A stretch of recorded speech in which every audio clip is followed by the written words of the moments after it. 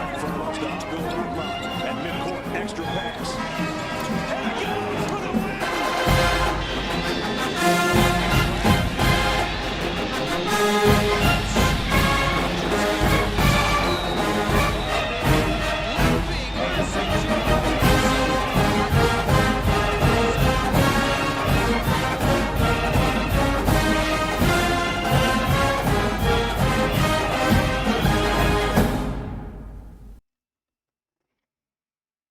Hello everyone, my name is Fletch, and welcome to something new on the channel.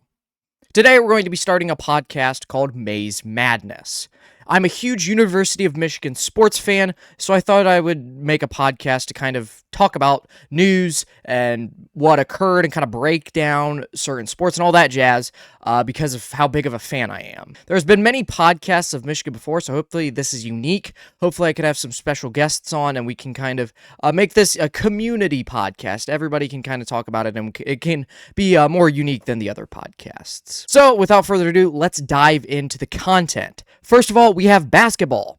Our men's basketball team just won the national championship. We're 2026 national championships, the first one since 1989, and Glenn Rice's team. Michigan beat the UConn Huskies 69-63 in the national championship. Our leading scorer was Elliot Kadu, who was the most outstanding player of the game, with 19 points for 5 of 11 from shooting and 1 for 4 for three-pointers, and that's something else to highlight. Michigan shot 13% from three-point land. They were 2 of 15.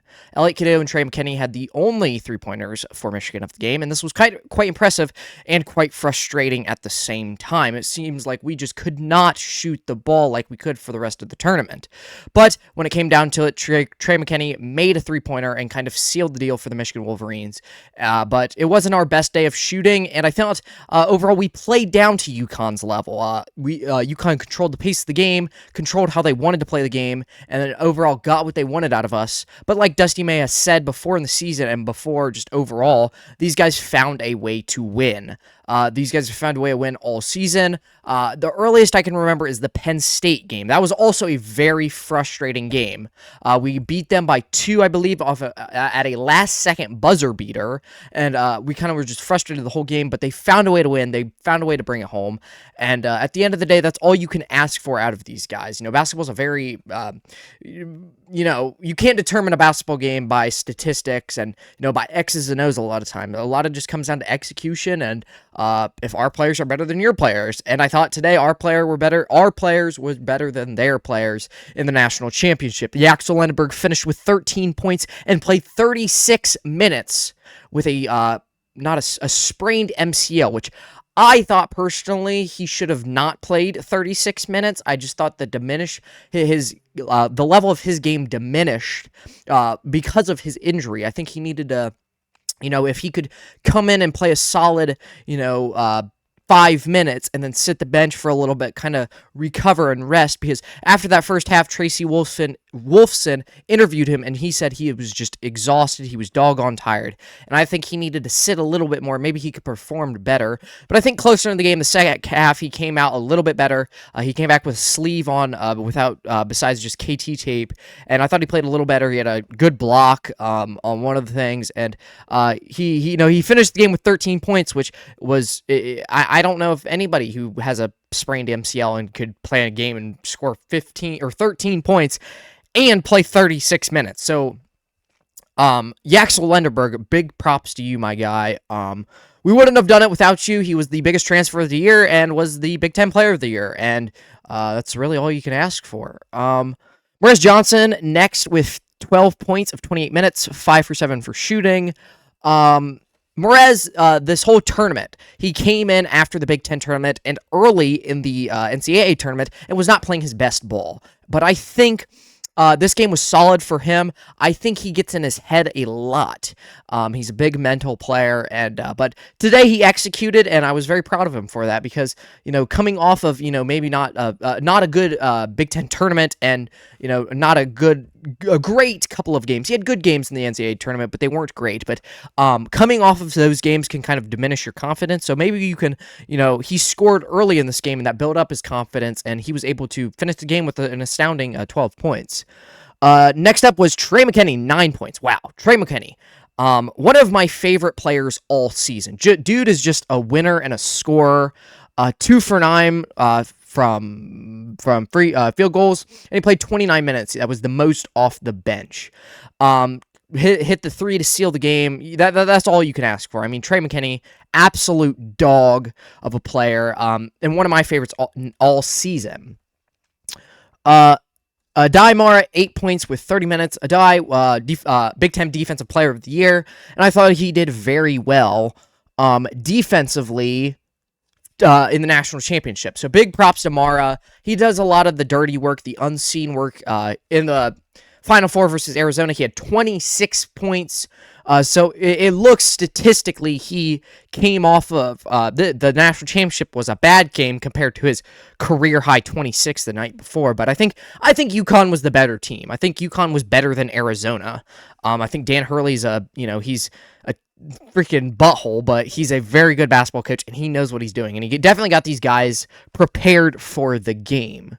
Roddy Gale with 4 points and with an amazing dunk over former Michigan player Terrace Reed. Trey McKinney, we could name him Mr. March, Mr. April. Not Trey McKinney. Did I say Trey McKinney? Roddy Gale, we could call him Mr. March, Mr. April, because he showed up in the NCAA tournament. I don't know what flips a switch in this guy's head to just become an absolute demon in the tournament. He is the ultimate glue guy, but he comes like prime LeBron James. Like, Yaxel must have gave him a little bit of his athleticism because, holy crap, those 2 dunks, I think in the Final Four and in the national championship game were just absolutely amazing out of Roddy Gale. And, Roddy Gale, 4 rebounds, 2 assists, 2 blocks, 3 offensive rebounds. That's really all you can ask for out of a guy who comes off the bench. Let's see here.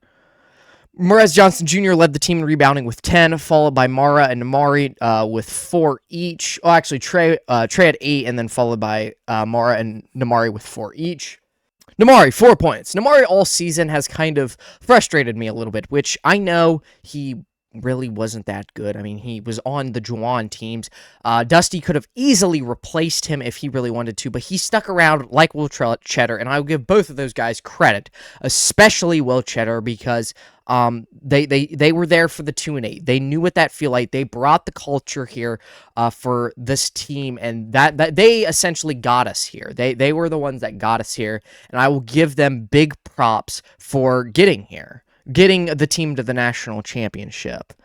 But Michigan, 38% shooting from field goals, 13% from 3, and 89% from free throws. That was the difference in the game. If we did not shoot our free throws that well, we would probably be going home as runners-up. Now, a lot of people would complain about the refs, but I'm just saying Michigan plays they played an aggressive style of basketball. They pushed the ball, they get to the rack, they get fouls called on us. Big Ten referees are just absolutely terrible. I will go to my grave saying that somehow the Big Ten just hates Michigan. I don't know why. Maybe it's just because we're an everything school. We're that good. We have academics. We have sports. We're just an everything school. Maybe that's why they hate us. But Big Ten referees in basketball just absolutely despise of Michigan. I don't know why. We don't get foul calls during the regular season and the Big Ten tournament either. But when we come into March and we get these other crews from different conferences, it's just a big game changer. They see how aggressive Michigan plays, and you're just like, man, these guys are getting to the rim. They're getting contact. I have to call these fouls. Opposed to UConn, 16 free throws. So they shot the ball on the free throw line too. I think Michigan just shot better and got to the rack more. UConn played very sloppy. You could tell Terrace Reed was on those Juwan teams. He played very sloppy, and he could not match up against Mara or Morez either. Quite frankly, if Yaxel was not injured, he probably couldn't have even matched up with Yax either. So, UConn... Alex Carabon finished the game with 17 points. Terrace Reed Jr. 13. Braylon Mullins 11. Silas Damari Jr. with 2, Solo Ball with 11, Malachi Smith off of the bench with 6. These guys got into foul trouble very early, and they dug themselves into a hole that they could not get out of. So, very proud of this Michigan team for winning the national championship. So let's move on to the offseason, because it is already the offseason of basketball. We already know that Elliot Cadeau and Trey McKinney are staying. Elliot Cadeau is staying for his senior season, and Trey McKinney is staying for his sophomore season. Elliot Cadeau is a done deal. They signed the contract, and he is staying. Trey McKinney, I think, just stayed out of his willingness. He's not going to be a first round. He may have been a first-round NBA draft pick, but he would have probably fallen into the second round. And I think next year, this guy can go into it could be a lottery pick. It just depends how well he scores. He's a bit undersized for the NBA, but I think at the end of the day, the way that this guy scores, the way that this guy plays, he's just an elite basketball player. There was a reason he was a McDonald's All-American and the number one player in the state of Michigan. So speaking of guys staying and leaving, let's get into the transfers. Coming in, they have already announced that Tennessee's center J.P. Estrella, who is 6'11", 240 pounds, is transferring to Michigan. Now, the big concern that I actually have on my script here is Ademara and Morez Johnson. Are they leaving for the NBA draft? I think Morez Johnson has to stay. I think, he could be a draft pick. He's a top 20 draft pick, and he may leave, but I think he could become even better if he stays one more year. And that's just maybe the fan in me saying, hey, buddy, stay one more year. Maybe we need to get some NIL money on this guy. But Ademara, if he can get up to pace with the NBA, he is basically going to be Nikola Jokic. He is an excellent passer. All season, we should have had the offense run through Ademara. He is an excellent passer. He sees the court well, and he has great basketball IQ. But this guy, J.P. Estrella, 6'11", 240 pounds. I think this guy can't fill in the shoes of an Ademara for a center. Dusty May, of course, loves his big centers. We had Vlad Golden, who was 7'1", I believe, and of course Ademara, who is 7'3". But this guy, 6'11", he's probably going to play a power forward type deal. Will be, more like a Morez rather than a Ademara. Leaving, we already know freshman guard Winters Grady is leaving. When we saw the rumors that there were people or schools talking to people from Michigan, everybody said that Winters Grady was one of them. He had a season-ending injury in January, and I think he just did not live up to the expectation, I think Trey McKinney basically surpassed him and said, buddy, this is my team. I'm going to be the only freshman that plays for it. And center Malik Cordell. Malik is an interesting caddy. He is 7'3" as well, or 7'2" as well. Had a handball background and grew up in Germany. But I just don't think, he is that coordinated. He's not that good. No offense to him. He is going to go strive. He's going to be a really, really, really, really, really good player for a group of 4 conference. I don't know if he can, be on a Power 5, conference of team, but he's definitely one of those guys who helped Michigan. I've heard nothing but great things about him, about how on the scout team he could replicate people very well. But I just don't think. I think Dusty can go find better centers, but that's no offense to him. He was a great player this season, and all props to Winters Grady and Malik Cordell, because without either of them, we would have not won the national championship. Everybody played their part, played their role, and that's why we won the national championship.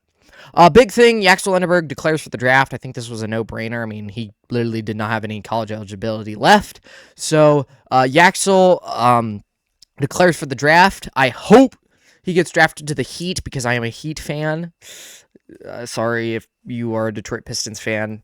I live in Ohio, and I'm a Michigan fan, so I kind of just am a big sports fan of whoever I want to root for. So I'm kind of all over the country with my sports fandom. But Yaxel declares for the draft. I think he, on a lot of mock drafts, he's projected anywhere from 10th to 13th, around that range. I think he can be a lottery pick. He is that good to be a lottery pick. He shows glimpses of LeBron James just by his pure athleticism. I think he's a bit more compact. He's not as lengthy as LeBron, so he doesn't have that quite structural build as LeBron James, but I think he is athletic enough, and playing as little basketball as he has, playing only 11 games in high school and going through the JUCO route. I think he's just a phenomenal prospect, and he can go as a lottery pick, but I really hope he falls to my heat, but that probably won't happen with my luck.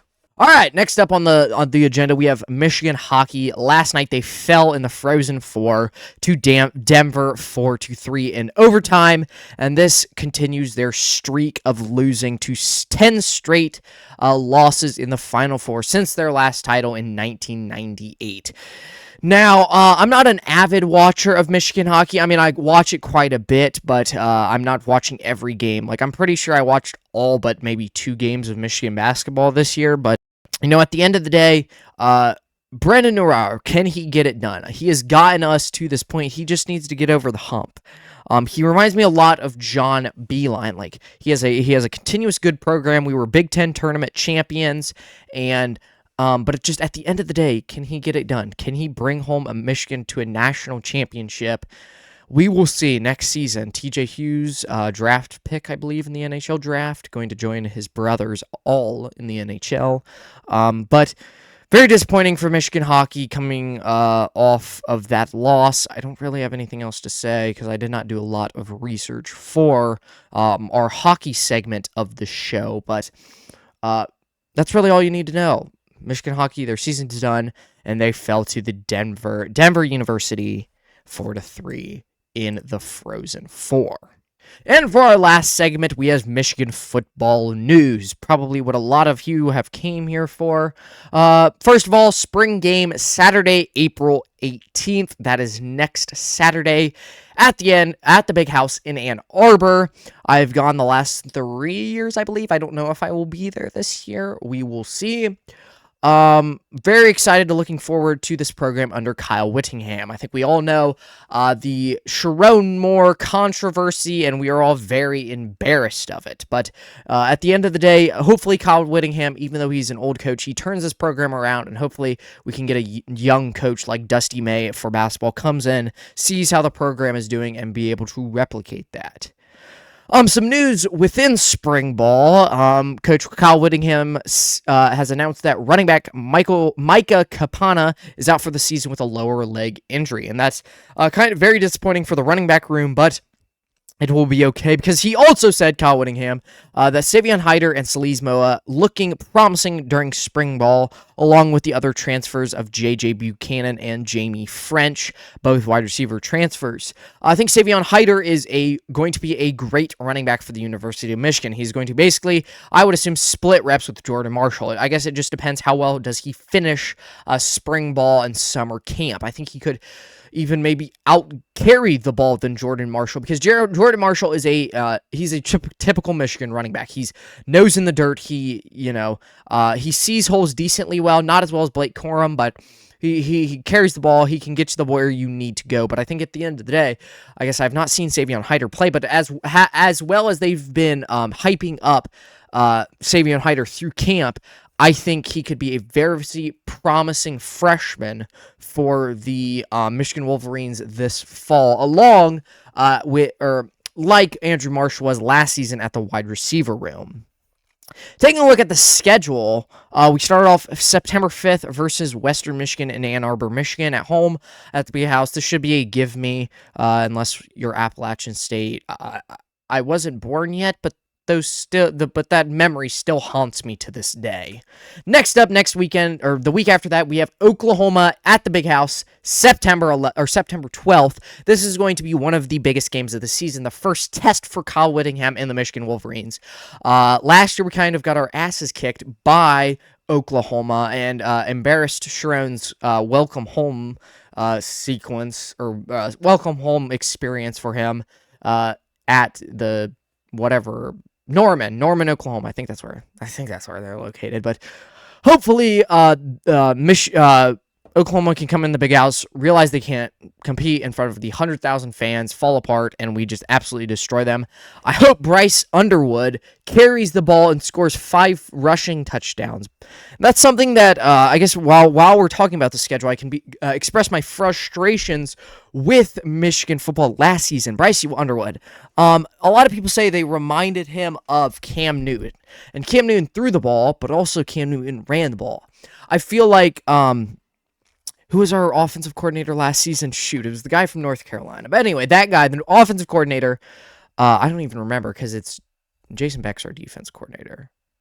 I'm not a casual fan, I promise. I just have short-term memory loss sometimes. But anyways, Bryce did not run the ball enough last year. I feel like if he used his legs a bit more, we could get into more winnable games. But I feel like being an inexperienced freshman quarterback, sometimes your passing ability is not up to speed with these defenses in college football. I think defensive coaches have a great mind, and sometimes you don't read the defense as well as a true freshman. Nothing against Bryce. He is a phenom. He is, probably going to be one of the greatest Michigan football players ever because he started as a true freshman and played very, very, very, very, very, very well. But I think this year he's just got to improve upon some things, and I think he can get to what he was hyped up to be. He just needs a little bit of work, and hopefully the quarterback's coach, Kyle Whittingham, the offensive coordinator, can and will develop him into something a little bit different. Week 3, September 19th, 3 days after my birthday, we play UTEP at the Big House. Should be another give me. September 26th, Iowa.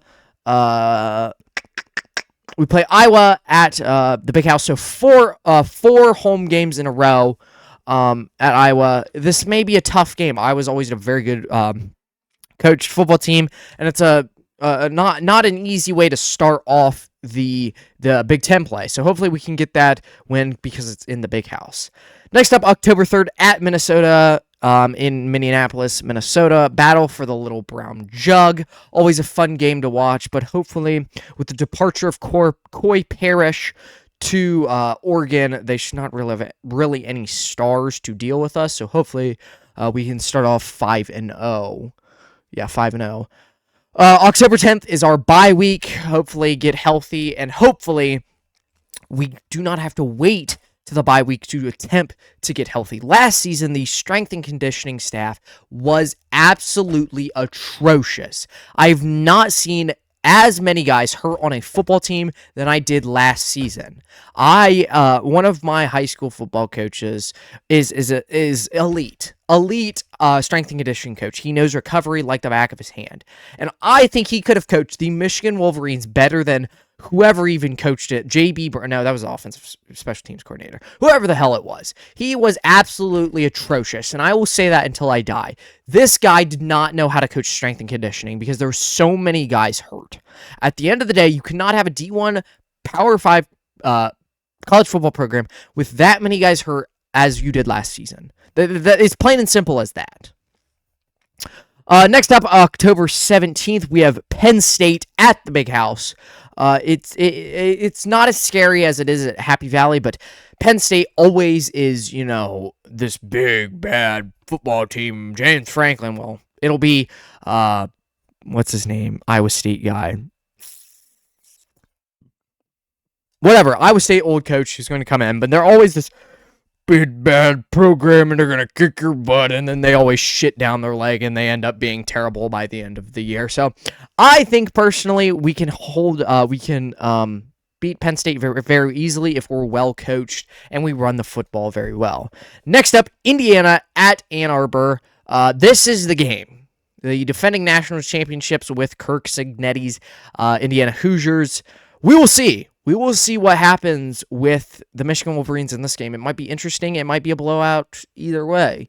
It'll probably be a blowout for Indiana because they are damn good.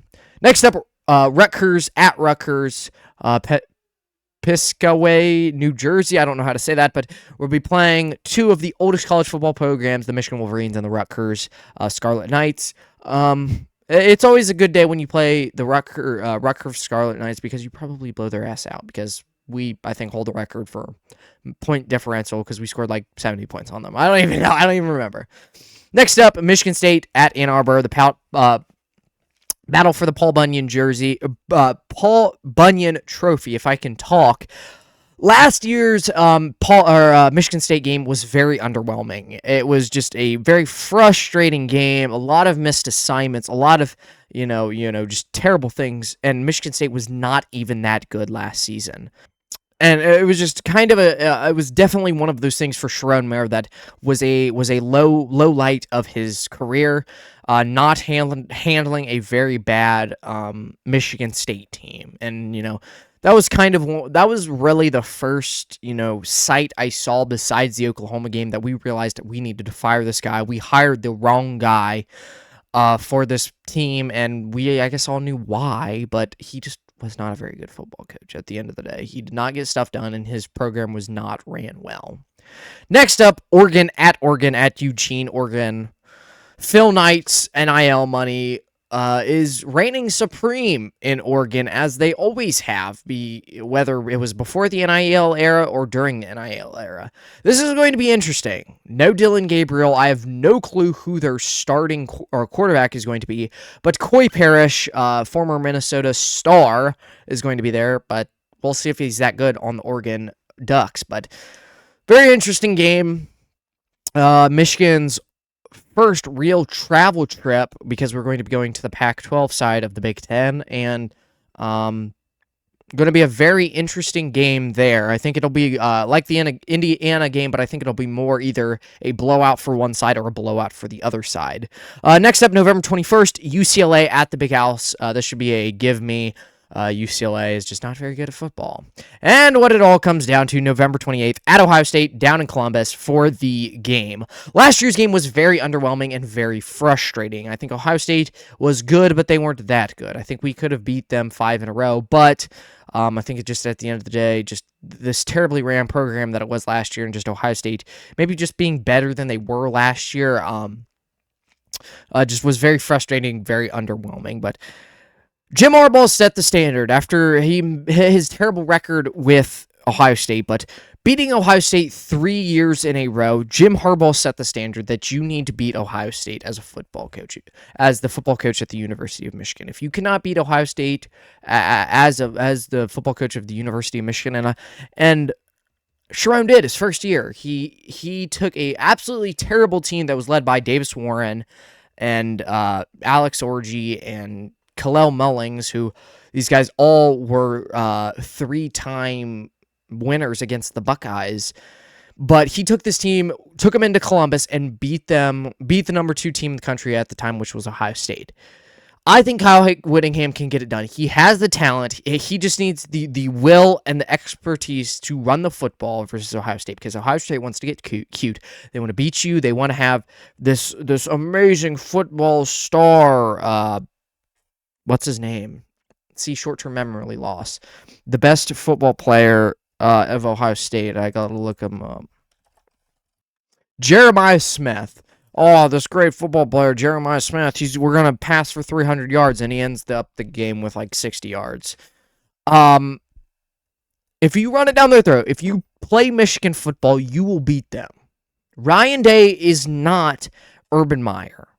Ryan Day is not Urban Meyer. Urban Meyer was a very good college football coach. He did some shady things, and Ohio State has always done shady things. But at the end of the day, Ryan Day is not Urban Meyer. Ryan Day does not have the desire, like Urban Meyer, to beat Michigan every year. And that's what it comes down to. At the end of the day, Michigan should beat Ohio State this year. But we will see.